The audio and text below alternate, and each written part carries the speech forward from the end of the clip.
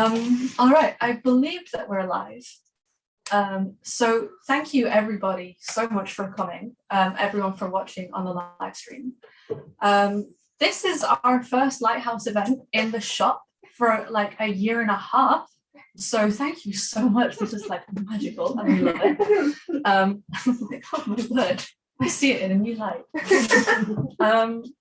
We have two incredible writers here today, just absolutely phenomenal. I expect some of you have read the books, but if you haven't, I can't recommend them highly enough. So we have Dark Neighborhood by Vanessa Onwuemezi. It's just a phenomenal debut collection of short stories published by Fitzcarraldo. And then The Giant Dark by Sabbath Hassin, which was published by Dialogue. So these writers are, as I've said, pretty incredible. So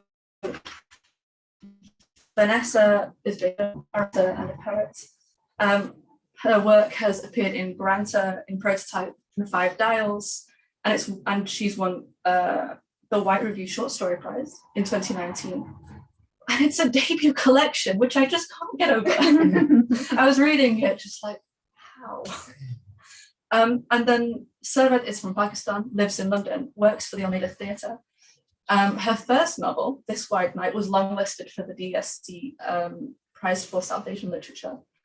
And this novel is the inaugural winner of the Mo Sivacharan Prize. So truly just incredible, incredible books that are already being lauded, as they quite well should be. The format of the event tonight is I will ask questions from our writers for maybe half an hour or so, and then I will open the floor to you.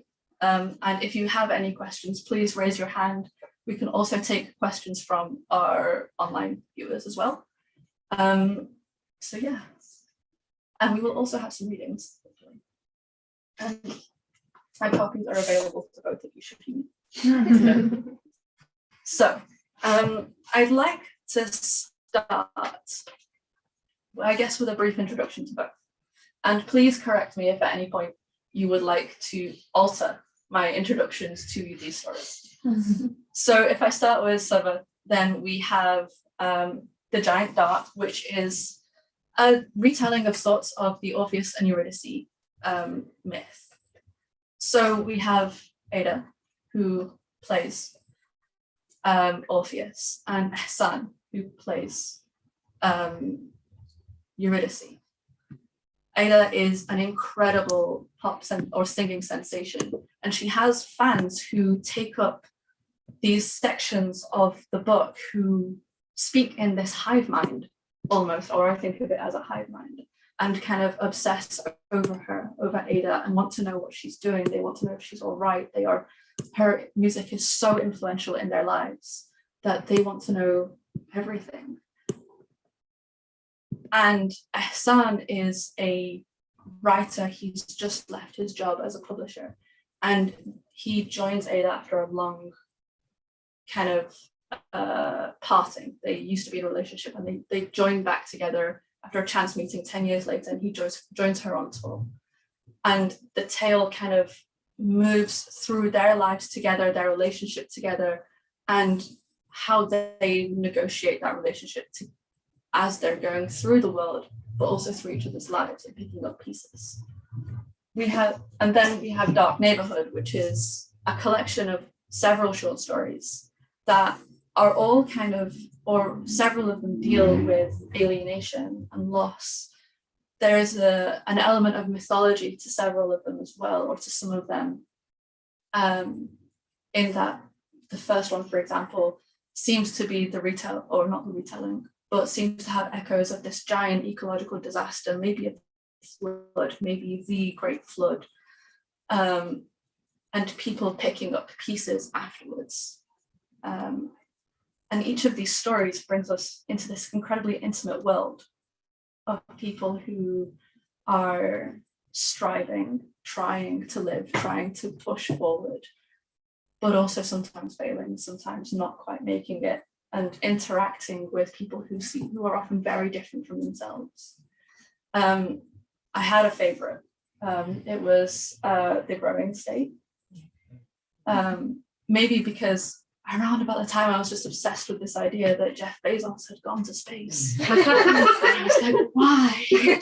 And then why didn't he stay?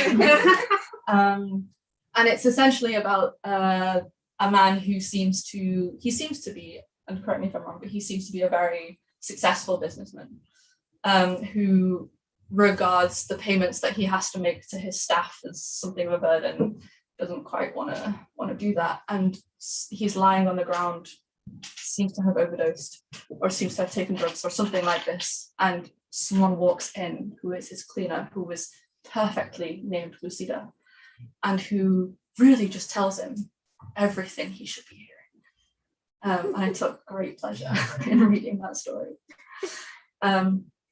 So if I may begin with questions. So I will try and angle most of these to both of you, but also if either of you have questions or if you'd like to add on, please do so. And I guess my first is, why choose to retell a story or to reapproach a story? So in this, I was thinking about, obviously, so you talk about Orpheus and Eurydice, but you are also, Vanessa, I feel, discussing these very intimate stories that I feel like I've read echoes of previously, and go in any order that you like, but I wondered how that came about. Do you want to start with your retelling? Yeah, so I quite liked how you sort of described it as a sort of Orpheus and Eurydice, because it's not a particularly faithful retelling, but the myth is kind of where the germ of the story came from. And I started working on a version of this book maybe 7 years ago or something like that. And it was a very, very different story, but I've been playing with that myth for a long time in my head. And I sort of grew up reading sort of like the picture books and then the compendiums for young adults of Greek and Roman myths. So they were a big part of my childhood, and those stories were sort of stored away in my brain. And I kind of knew I wanted to write something about art and what it means to be an inspiration or a muse. That was something that really, really interested me. And I also really wanted to write a love story that was told through the process of making art. But I didn't want to write about writing because I think that's kind of boring sometimes. Because it's not as cool as writing about a musician. Like it's just a lot sexier, isn't it? So that's kind of where it came from. And then as I was sort of researching into Orpheus and Eurydice and reading and watching and listening to different versions of that myth being retold, because it is a story I think that gets retold a lot. And I think there are lots of retellings that announce themselves as Orpheus and Eurydice retellings, but then once you start thinking about it, I watched so many films and read so many books and consumed so much that felt like almost covert versions of it. And I sort of fell into maybe a little bit of a well of obsession where after a certain point, all stories that sort of start with a brilliant man whose wife has just died and her death is defining the rest of his life felt like Orpheus and Eurydice retellings to me. And what felt like a failure to me in a lot of those versions of the story is that the Orpheus and Eurydice myth is quite simple. The Orpheus myth itself is like quite complex and there's lots of different versions, but the parts of their stories that intersect is very simple, which is they meet, they fall in love. It's very flat in the way it often is in mythology. And on their wedding day, she's bitten by a snake and she dies, and he is so distraught that he follows her into the underworld and persuades Hayley to give her back to him, and he wins this, and he's got such a beautiful voice and he's so persuasive as a lover, and he's told he can bring his wife back to her. The only thing he has to do is not look back, and he looks back and that's his fatal flaw and he loses her forever. But a lot of those versions of the story often start with her dying, and that felt like if I was going to write a modern version of it and one that had all of the complexity of a real relationship, it felt like quite a lot to ask people to believe in a romance that's supposed to be so great that it literally defies the laws of nature if you don't get any time with them together and you just get them grieving. So that became almost my corrective to the myth, is that I wanted to show readers them falling in love and then everything that happens afterwards. Yeah. And it is such a beautiful story. Like they're just kind of the friendliness between them and the sweetness. I love friendliness, that's great. They're really cute. And there's like a sweetness to the way that they speak to each other, and they kind of pick up their relationship and their knowledge of each other that I was so drawn to. Yeah. If I may pass the mic. I was going to add, I enjoyed that aspect too. I'd actually kind of forgotten. Up to a certain point, I'd forgotten that it was based on the myth. I just kind of was pulled in by the story. And it's true. Great. Yeah, thank you. But I think so with mine, I mean, I didn't set out to retell any stories really. So none of the stories are in particular deliberate retellings or based on anything, but I can see what you mean when you say that there are probably echoes of other works within it. I mean, it's inevitable. There's kind of nothing new under the sun.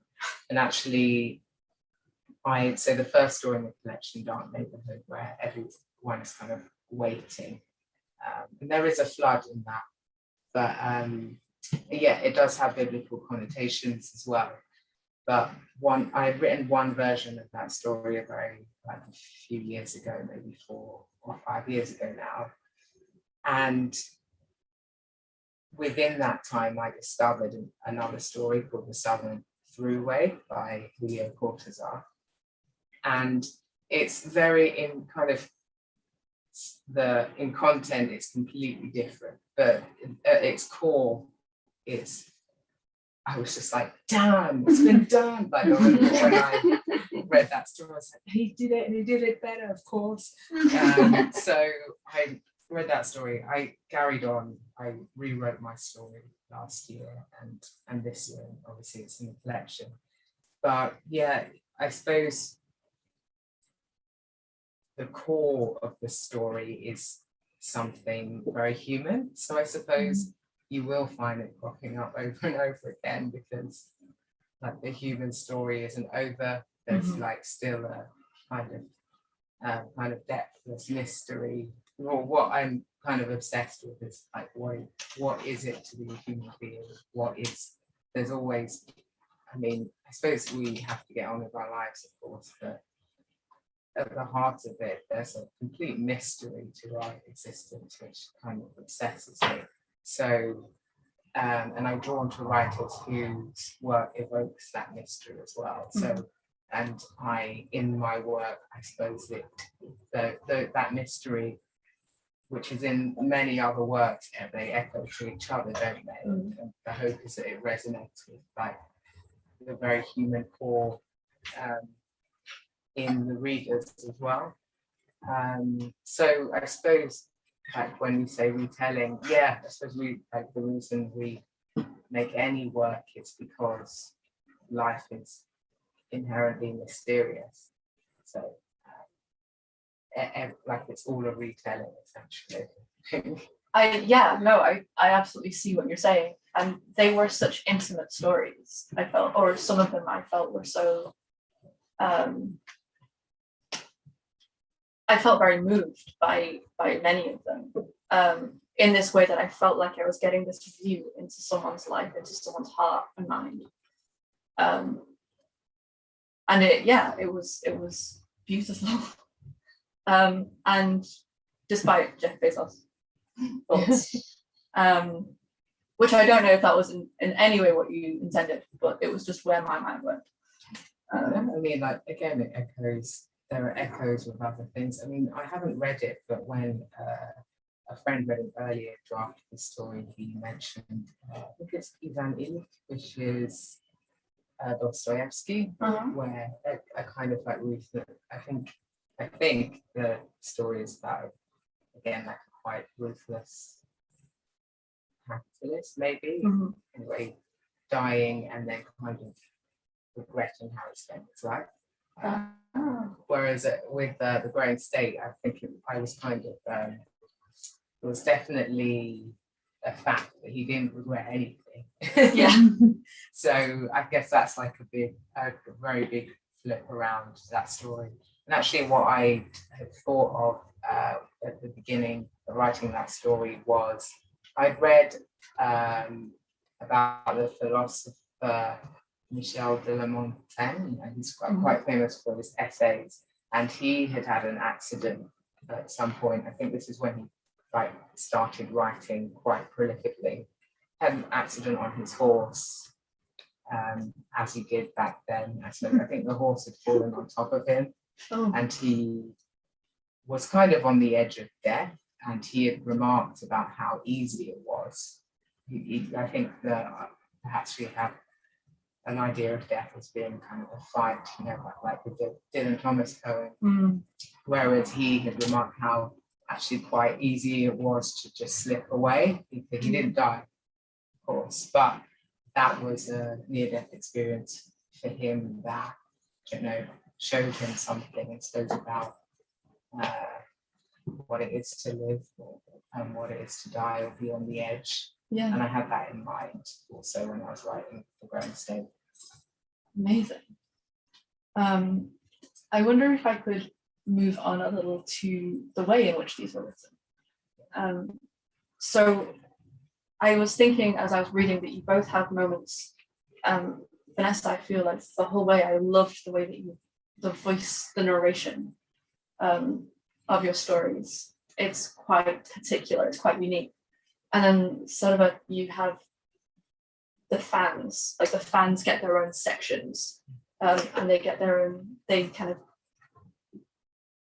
meander through the story, and have their own little bits that I can't help but think of as a Greek chorus or a hive mind.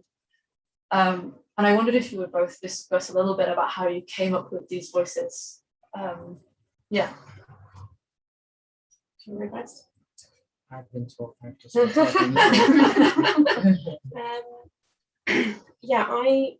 the book is told through three perspectives, which is the Orpheus character, who's a female rock star called Ida, and it's told through her perspective and also the perspective of her lover, who's the Eurydice character. And then there's the third voice in the book, which is very much meant to be a Greek chorus of her fans who have this obsessive love of her that starts off quite benevolent and then turns into something a bit more threatening.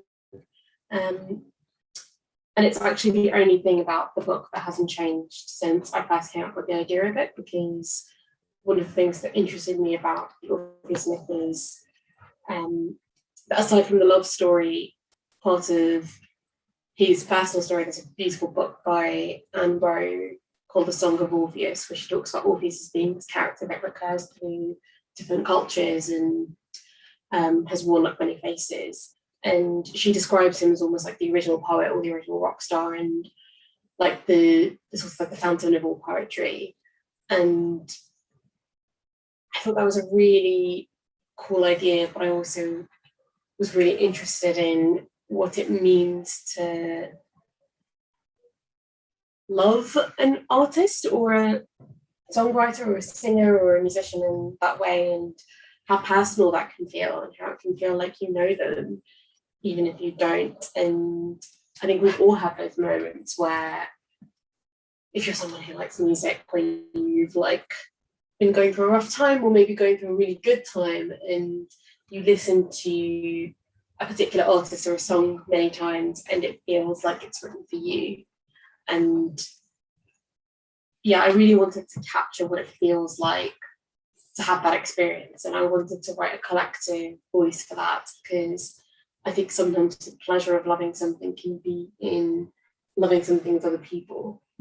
And I've had obsessive periods where I've loved certain bands and gone to see them multiple times with my friends, but also every time they have a new piece of music out, we discuss it together, and we don't just discuss the song and how it makes us feel, but we also discuss, the specific lyrics, the specific musical choices, and echoes of that we've seen in other things they've done, or other projects, or other things that we know they like. And that idea of creating a relationship with a person that is entirely one-sided was really interesting to me. Probably the other thing I was thinking of was, because it's a gender-swapped version of that myth, was how in the collective consciousness we view famous women. So I sort of grew up with, like when I was a child, like is the peak of Britney. So I sort of grew up with watching us sort of like all fall in love with this teenager and then turn on her in like the space of what, like 4 or 5 years, really, when you think about it. It was like really quick. And what it takes to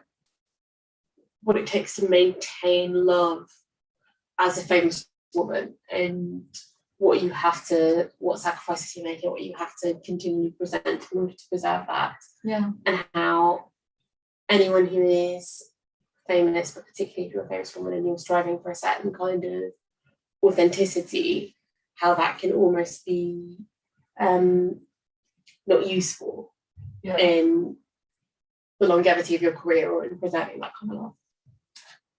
Yeah, there's I was going to ask a little bit about this later, but I feel like it works more now, is there's a moment where because Ada is incredibly private. Yeah. She has these boundaries that I admire a great deal from someone who is famous.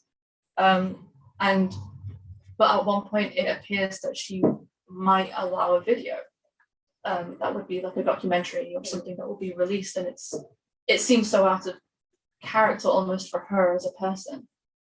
And I wondered if you could maybe, I think it relates back to what you were saying, there's a certain need to sell. Yeah. And I wondered I guess I was thinking as I was reading that, and I think there are moments in Dark Neighborhood as well, but very different. When I was thinking about capitalism and the relationship of almost productivity. And I wondered if that was something that you were thinking of as you were writing it. Yeah, definitely. I think actually less about Ida, who is obviously, benefiting off the capitalist structures because she is directly like a rock star and like, in a loving relationship with her fans, but also in a monetary relationship with her fans. Yeah. But beyond that, I think in Essen's character, who is the Eurydice character in the book, and her lover, his position at the start of the novel is that he's chosen this life to live in, to move to London from Pakistan, live there, and work at a publishing house and be creative and work in an artistic context, which was not what was expected of him, particularly, within a lot of Pakistani households, but particularly if you're like a young Pakistani man. I think the expectation certainly was when I was growing up, and I think is that you will go into something that's more lucrative, whether that's law or medicine or whatever. And he sort of got to that tradition to be a poet and be a publisher, and it hasn't satisfied him. And I think his relationship with London and his dissatisfaction with his life is definitely, I think, not necessarily a commentary on, but a reaction to, the lives that you're expected to lead, even if you're someone who's not like working in finance or something directly connected to the machinery of capitalism, even if you work in a bookshop or you work in a publishing house or whatever. It doesn't matter how cool and quirky and cute your job is. Yeah. And I say as someone who's like worked in the arts for like my entire professional life, I love it, and it is definitely a labor of love, but at the same time I am, selling my labor for money, and oftentimes you forget that because you're expected to do things for the love of them. Yeah. And actually it can be really, really draining. We were talking about this earlier because we both work in the arts to some degree, and it can be a really magical, rewarding space, but you're not outside of the capitalist structures just because you choose not to work. Yeah. Brilliant.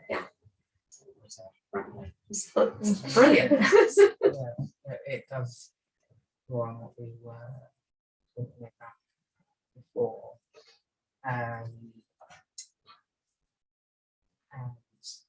So capitalism, right? Yeah, and or voice, but Voice, that was it, sorry. but also voice was capitalism. yeah. Well, like in terms of voice, I'll say, I suppose it's interesting with the short story collection because, and quite a few of the stories center around a single character. So you are, especially when it came to the edit, you do find yourself hopping between voices. And then when you get onto successive drafts, when you have less to do in each one, and not so immersed in each story, I did find myself being like, am I transplanting one voice from another? How am I keeping within the tone of each story? Because each one does have their own kind of individual tone. Mm. With regards to beginning writing, because I really work on,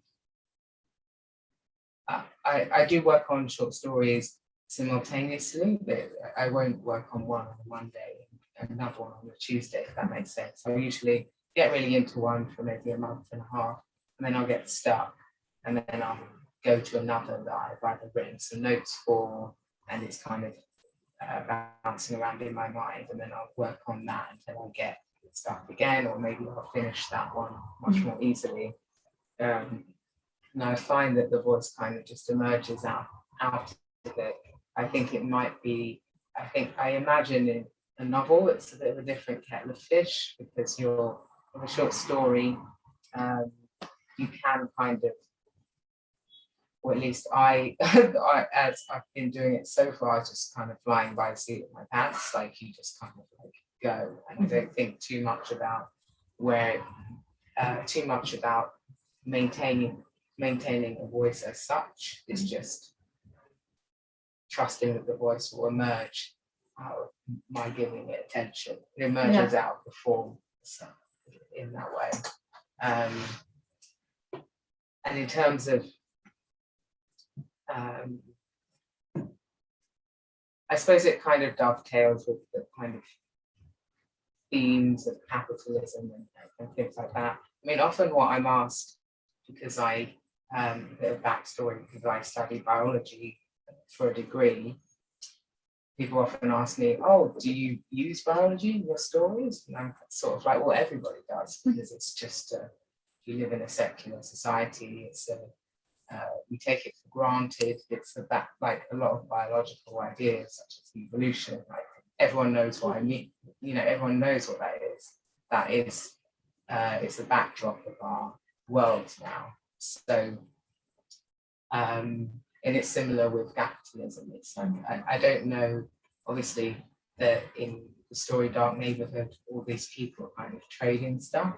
For anyone who hasn't read it. And it's not necessarily a critique. I'm not directly meaning to offer a critique on capitalism. It's more that as writers living in this context, it's a medium through which we have a common language. We've all embedded within this. I think what the writer's role is to try and kind of see this afresh, I suppose, to kind of like filter the kind of human story within it so that we can kind of really look at it under a lens or a particular aspect of it. I'm not particularly analytical, so I just don't feel like I'm smart enough to offer a critique of capitalism in a short story. Like what happens is I focus on the human being and the human beings within that and how they operate within the story. It's familiar because we're all living it essentially. So yeah, do you agree? Yeah, I also think that's what's really brilliant about the stories in Dark Neighborhood is because you can read things into them like critiques of capitalism, but it's not. I know what you mean by it not being intentional because it's not didactic. And I think often if you were trying to write a short story as a fiction writer that was going to be like a takedown of capitalism or a takedown of Jeff Bezos, it would just be, I think it'd be quite boring to read. It's like, why would you not write an essay or non-fiction or something about it instead? Exactly. Whereas just coming back to the voice in your stories, I feel like one of the things this collection really does is like really tap into vulnerability for like a huge range of characters. And I think the reason each of these stories is successful is because you have and are able to give us like a radical amount of like empathy for whatever it is, even if they're not the kind of person that we would necessarily see ourselves in. Yeah. And I think that's much more effective than when we sit down and write a story that will tell us something about the world we live in. But just to be reflective, I think. Yeah, exactly. It's really hard to, I think, if you're aiming to tell people, give people something, to say didactic or political, it usually misses the mark. Like like everything is best done indirectly. So if you want to talk about the world you're living, it's best to start with one person, say, or it's best to start with whatever's in your mind, actually, like whatever your natural preoccupations are, whether they be Greek mythologies or plants or whatever. I find it's best to start there and trust that that is the way through. It's all really it's all just language. Once you writing things down in stories, language always just becomes symbolic of some greater world situated in anyway. So just trust that your preoccupation is enough. I found that's probably the best way to do it. Not that you're asking for advice, but I'll take it. yeah, that's how I've found. Otherwise, it's very hard to begin if you have a huge idea. Yeah, and especially with the font being so perfect for experimentation and for kind of those slightly to kind of throw an idea out rather than always like lead it through to an intense conclusion. Yeah, I wonder if this is a good time for readings. May I suggest that one or both, up to you, does a reading? Yeah. Yeah.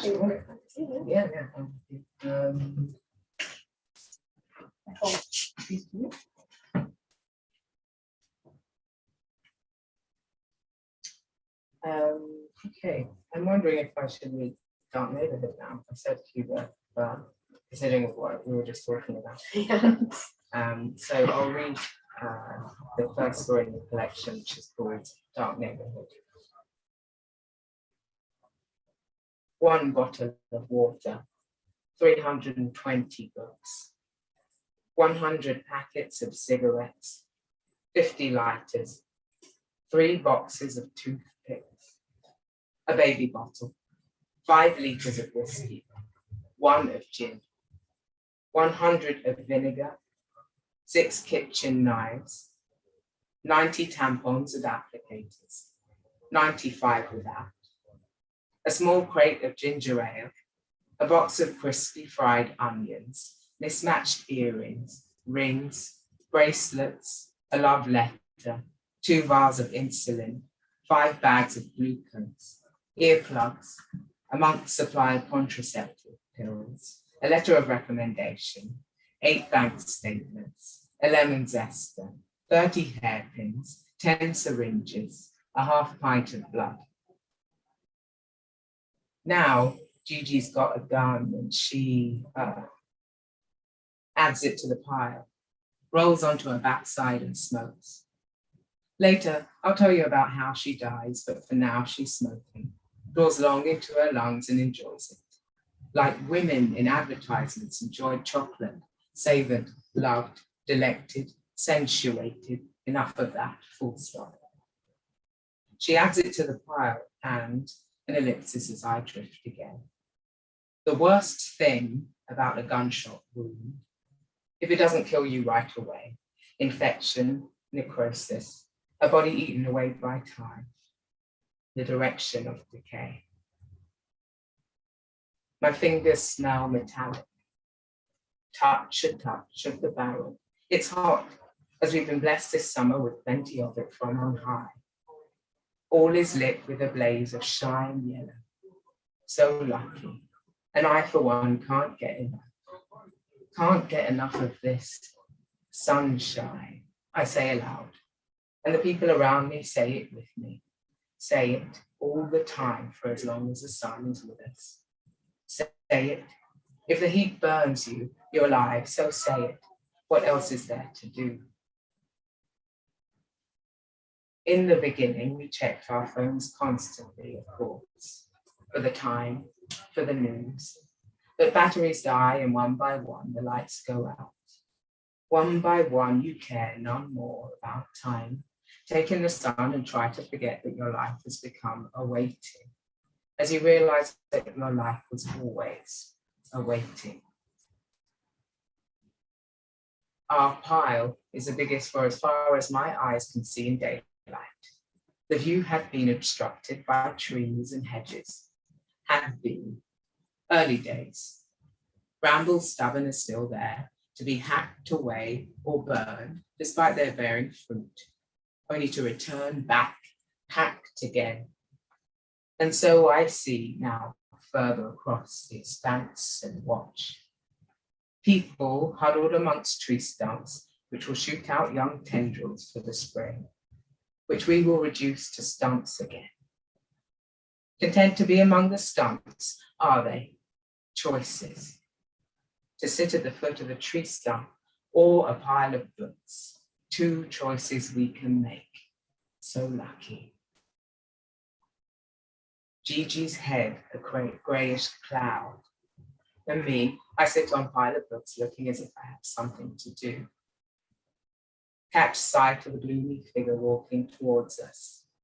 Most people languish in the heat. People relaxed as anything, one of the better days. So why the gloom of this one? Closer, I recognize a shoulder sloped as an arrow, sharp, down-angled. The head shaved low, the lats chin of friend. Since the beginning. Long-time friend, like summoned from my recollection. Remembered figure towards me, flush with red, face a brow dropped. Reaches my books and sits. Purple in worry and wrinkles, knuckles, claws at a shoe, thin sole, reveals calloused heel, pressed to the brake. A graze or bite, infected blood. Clouds under skin and breathes out. The man breathes once, again, breathes out and down, nose to knees and hands, pray each side of a head broken into halves. Stevie, are you going to talk? I say. Leaves talk, rocks, tree stumps, the burning fires talk. He scratches out that nasty heel. Are you tired? I say. In love. That your back told me as you walked away, an arm looped into hers. Long time no see. Ah, some words are in the right order. Help is why you're here. He closes his lips. Jaw tight and jowls droop. His pride. Me, I feel no pride ever. Then from outside our heads, high above, words ring aloud. Love is the hardest thing to do. Radio tone, air shake in a flock of quiet birds, grey striped, strange curled beaks, flee from the shrubbery, rough ugly bark. Some kind of ridiculous, Stevie says, and looks around like casting judgment on all the unseen fragments of dust. Those statements, piped out at regular intervals, make nonsense for our ears, fatherly condescension, a kind of love, perhaps that's it. Stevie is here, grazed, looking rough, and in love, after all. By the time those words reach my patch, they'll be mixed up, and some words swapped out for other words. The statement will make another sense or another nonsense by then, he says. Me, breaking off a chain of thought on love, lavender colored. I do feel calmer for having heard it. Yes, it is calming now you mention it. I feel better. Better, yes. How awful. How wretched. He smiles a flash, and now breathing a normal pace, looks at me with eyes the syrup ready to pour. Amazing.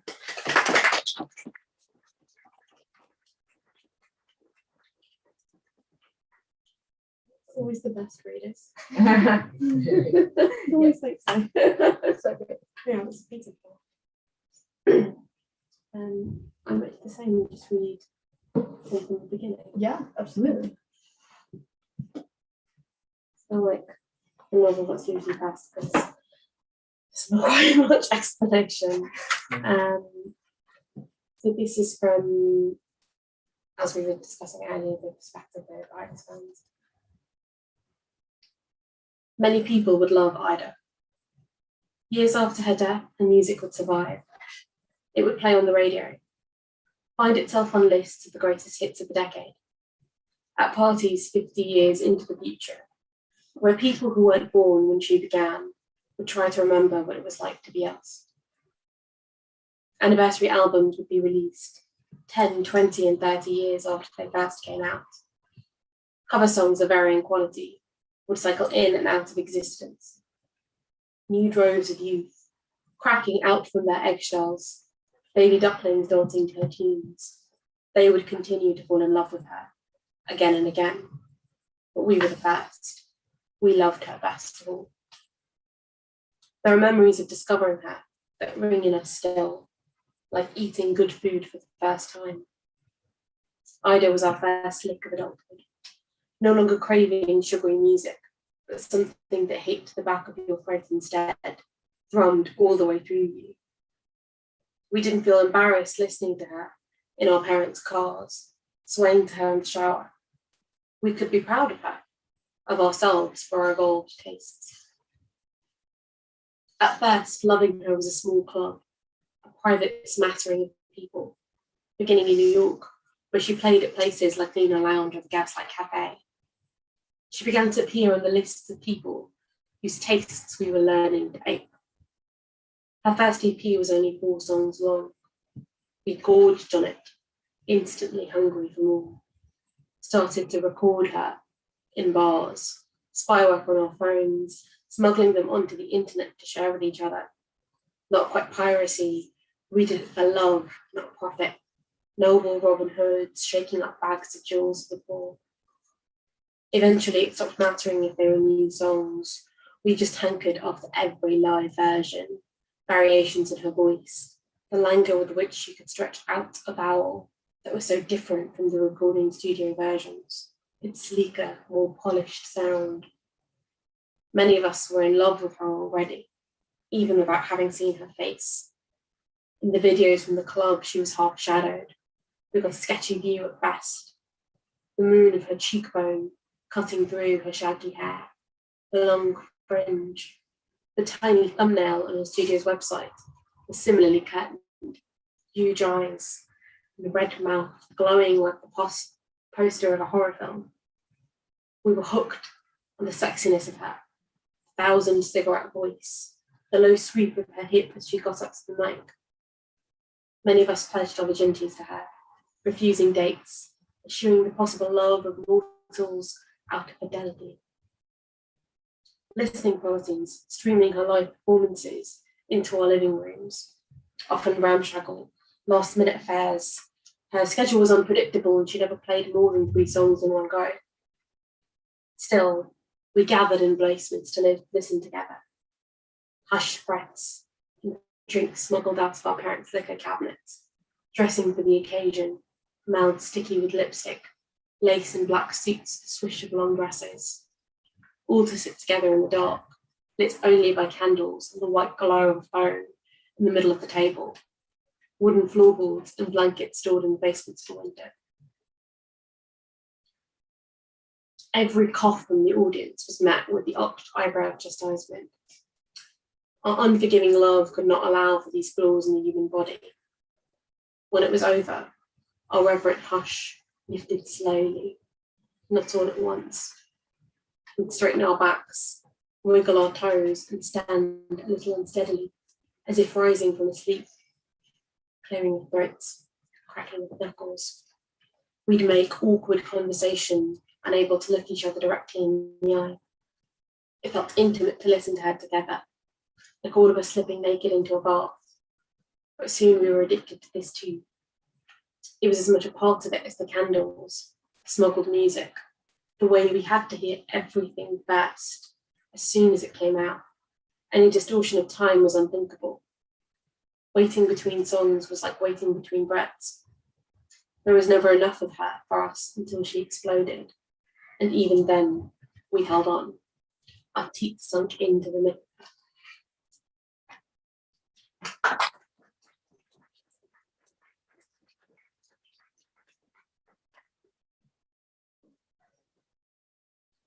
Do you have any questions at the moment, or shall I ask one last question? Okay, I will ask one last question and then rack your brains. So I wanted to ask, and I think that this one might be a little, I don't know. We'll see if it catches. But I noticed in both of these stories, and they are very different. Both of these books, they're incredibly different. They have very different vibes. They have very different feelings and very different thoughts, voices, everything. But something that I did feel was that there were moments of otherness, of alienation. I think, as you were saying, Vanessa, it's easy to find these in very human stories. But I wondered, is there a connection there to kind of having characters in different places and being kind of like diaspora people in exploring that? I mean, one thing that I noticed was kind of you go to Karachi in the Giant Dark, and I think it's a much subtler kind of othering or alienation sometimes in the stories than Dark Neighborhood. But I wondered if there is a kind of just a shining, a subtle kind of feeling of that, and if it kind of comes from this knowledge of other cultures, other feelings, other places, or if I'm just seeing something. I think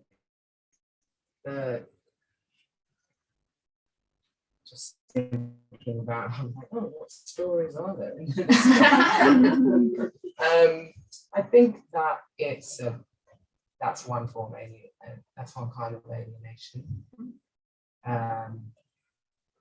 The sense of alienation can be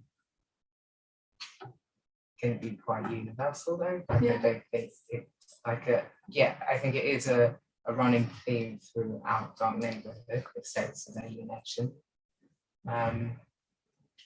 Most of the characters are alienated from themselves, no matter what their context, basically. Yeah.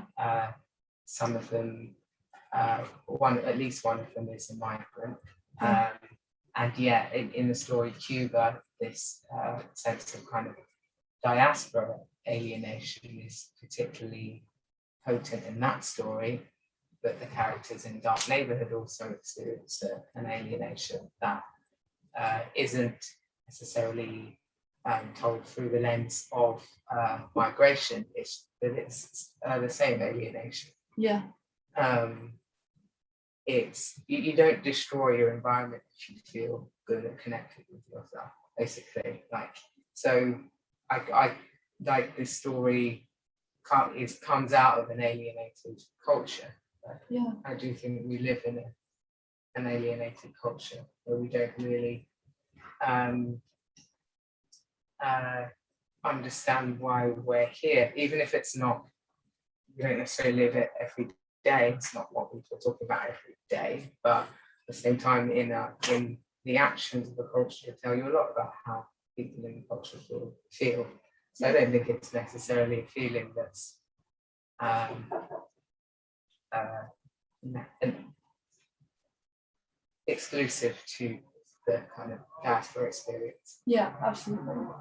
And it makes me think that, again, of like the kind of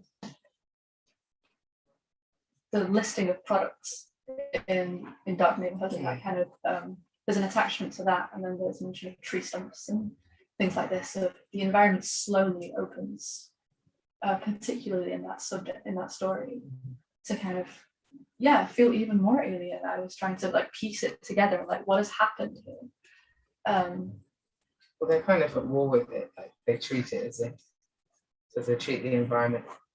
That basically, in the story, they're all waiting for something, or waiting for the thing, the final thing, which thinks that is going to make their life complete.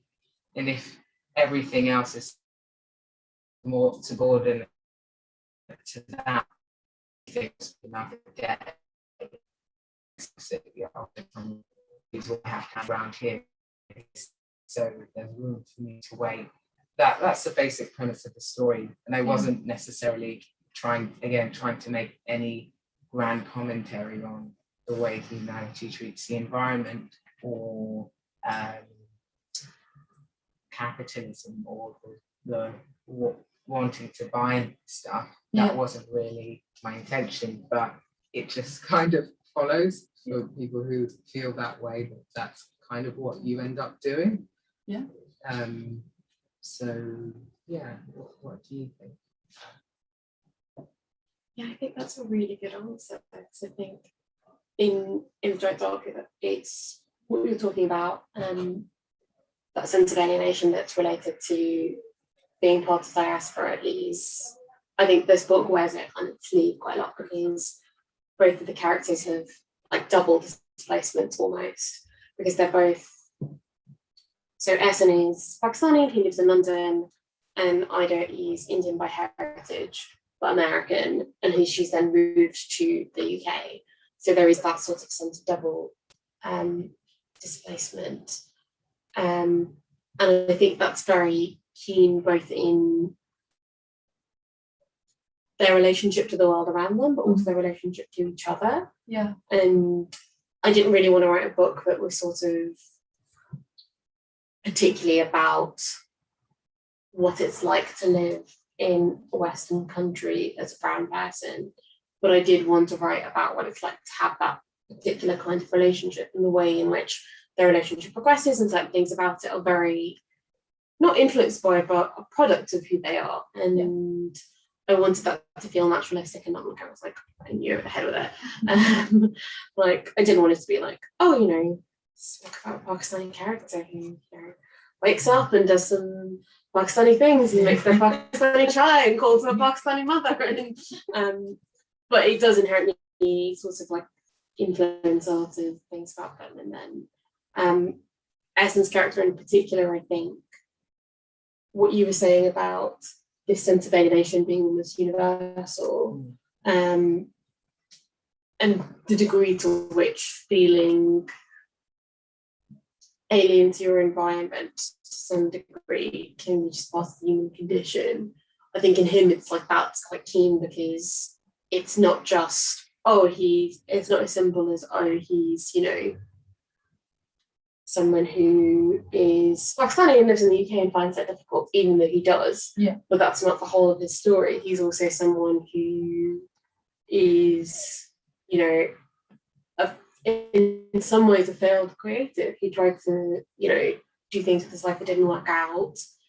He's constantly measuring up against other people who have tried, who like him, you know, engaged in creative pursuits, but happened to be astronomically and like, you know, once in a lifetime successful, which hasn't happened for him. And also it is, I hope at least, a book about the alienation that can come from depression, and how that can make you feel disconnected from people even within a conversation.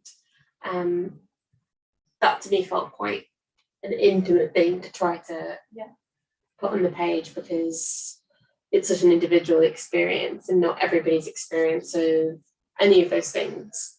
What it's like to live as part of a diasporic community, or what it's like to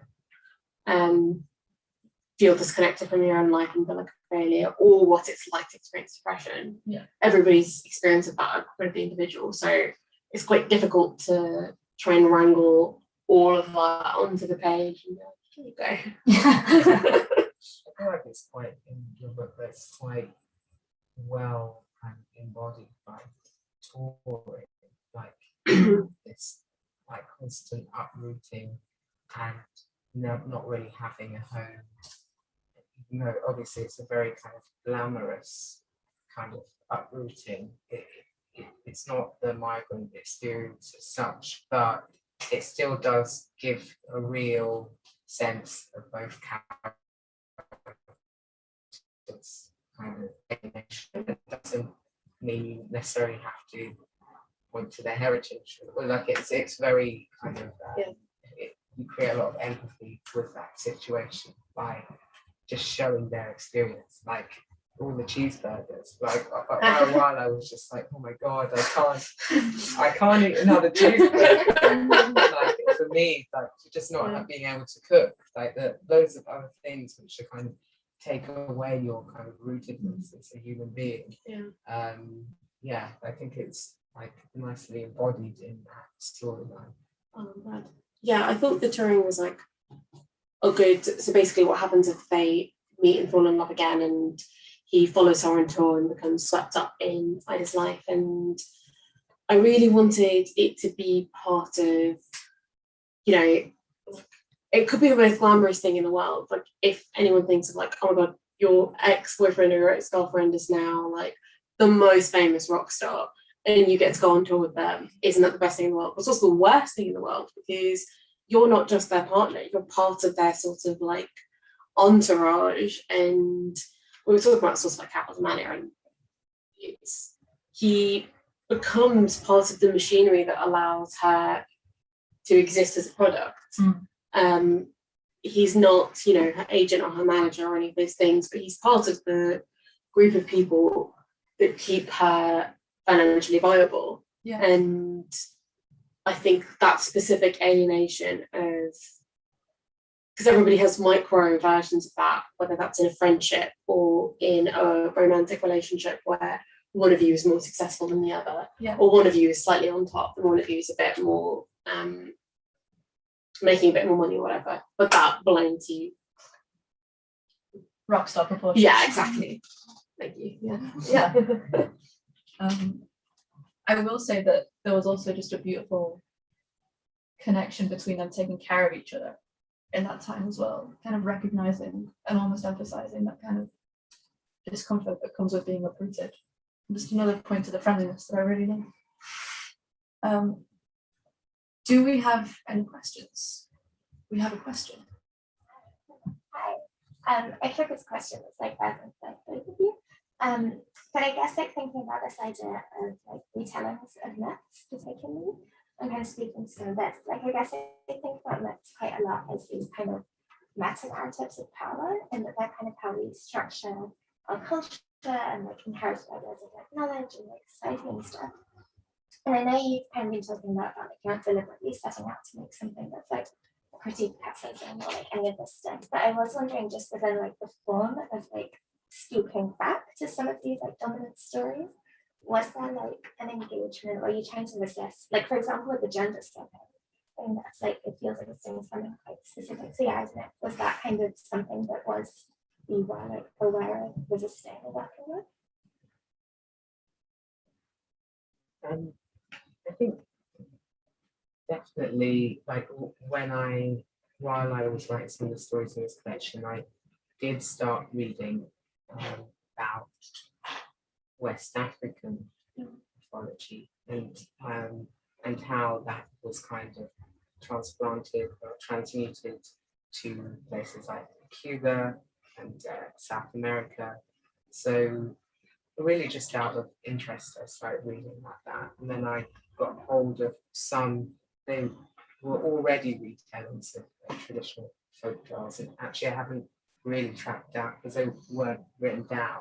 So I kind of there's a woman called Lydia Cabrera who is Cuban or was Cuban and kind of retold a lot of these. And there's one translation in English which I've read, and there is definitely when you're comparing it to say the Western canon, there's definitely a difference in say like a sense of morality that like more what the kind of mythologies that the West has climatized to, I suppose. There's a slight there's much more ambiguity, say, in who is good and who is bad, in good and evil. It's not quite the same.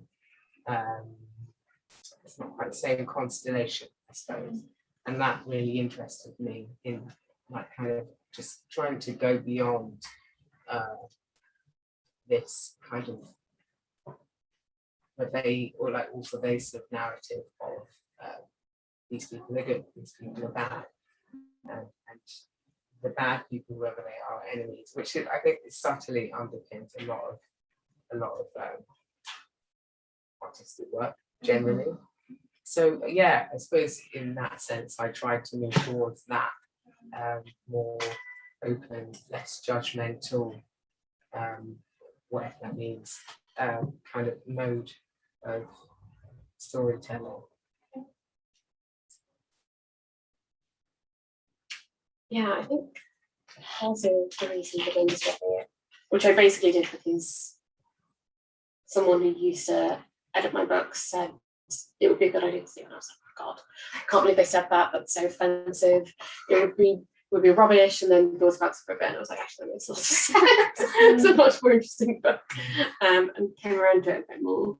And it's partly because, as I was saying before, I became really interested in the idea of like fame as it sits within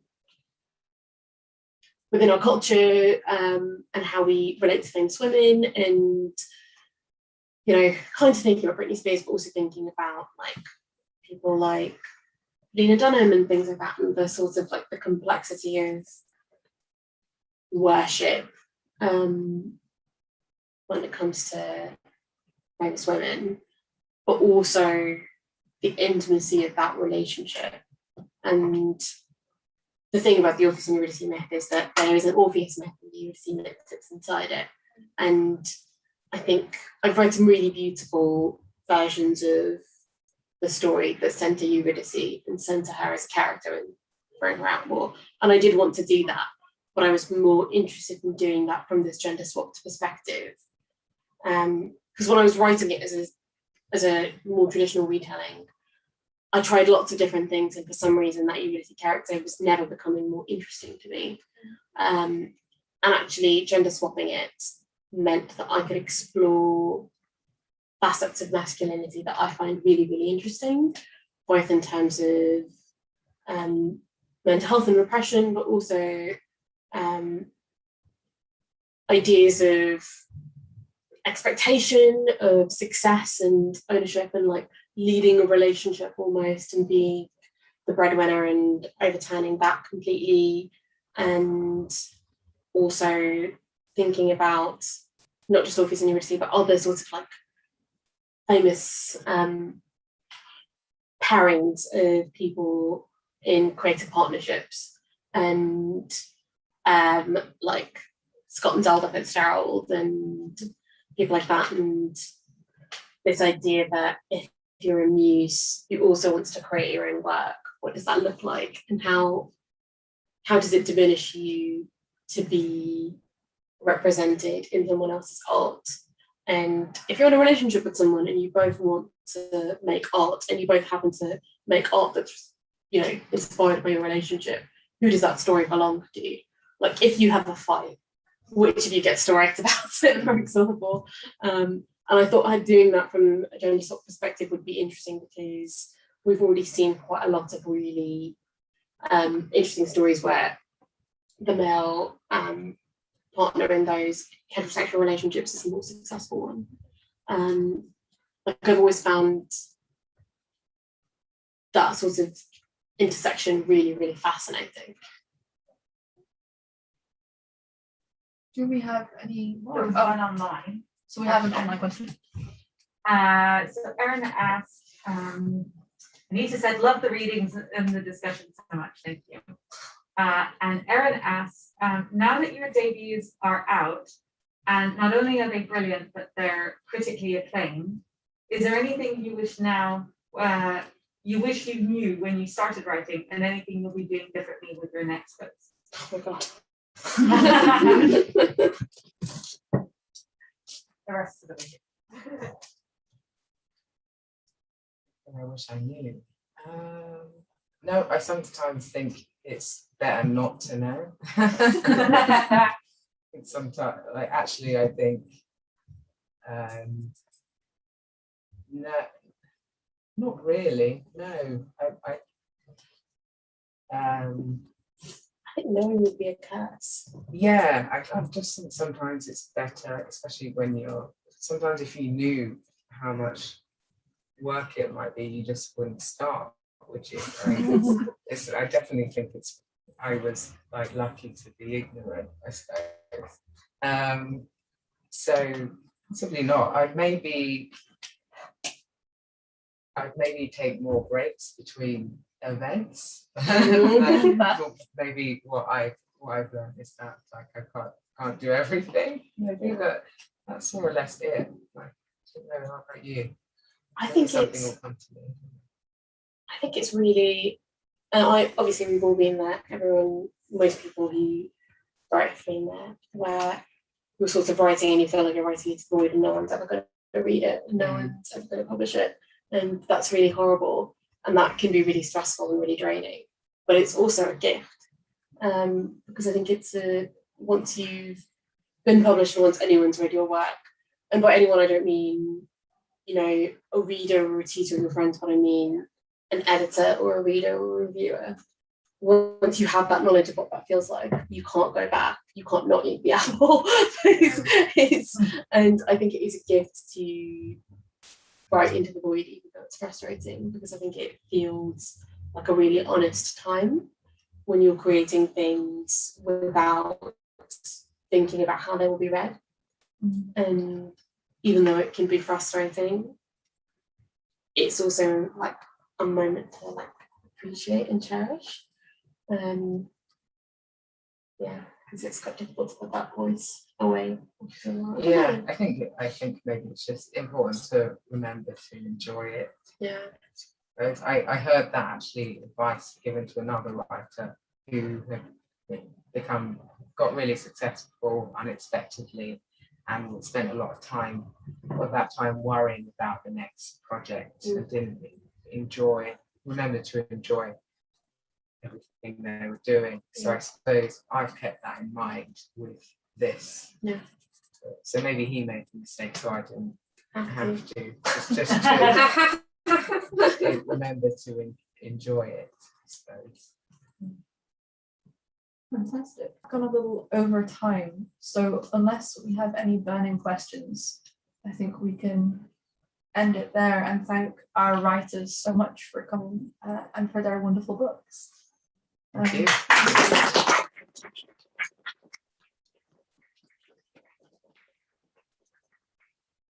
You can buy copies. Would you be comfortable signing? Yeah. They can be signed. Fantastic. Thank you so much. Yeah.